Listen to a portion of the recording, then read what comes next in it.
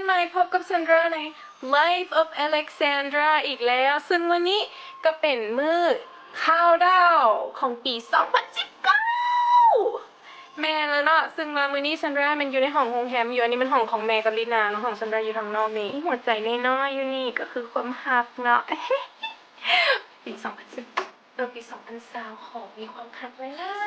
ยๆข่อยนี่เป็นคนหักคนหอมข่อยเป็นคนแข็ง ลีนาจะพร้อมหรือยังแต่งหน้าแล้วปะทาลิปสติกบ่ทาสีแดงกับสีบ่ใช่ทาสีแดงกับสีบ่คนมีสีบัวสีส้มนำเอาบ่ถ้าแบบนี้แหละทาสีแดงว่ะแบบนี้มันบ่เข้ากับรูปเจ้าตี้รูปเจ้ามันออกแบบขี้ขุดาลีนาเป็นมักสมแดงแหงครับแต่ว่าตอนนี้พวกเขาพร้อมที่จะไปข้าวดาวแล้วเนาะวันนี้ซันดราได้ซื้อโต๊ะไว้อยู่ที่เป็น Latin Bar เนาะซื้อว่า Flamenco ซึ่งมันอยู่ในชั้นเก้าของห้าง M Quartier อยู่ชั้นสุดๆเลยไปเต้นแบบเต้นลัมบาดาเต้นซาลซ่าสินะลองเบิ่งพาแม่ไปนำแม่กับแม่ไปข้าวดาวนำกันเนาะ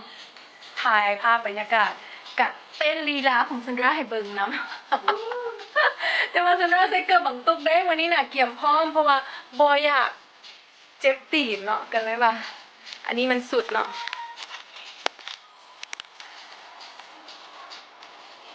ประมาณนี้เนาะโซหลังเบา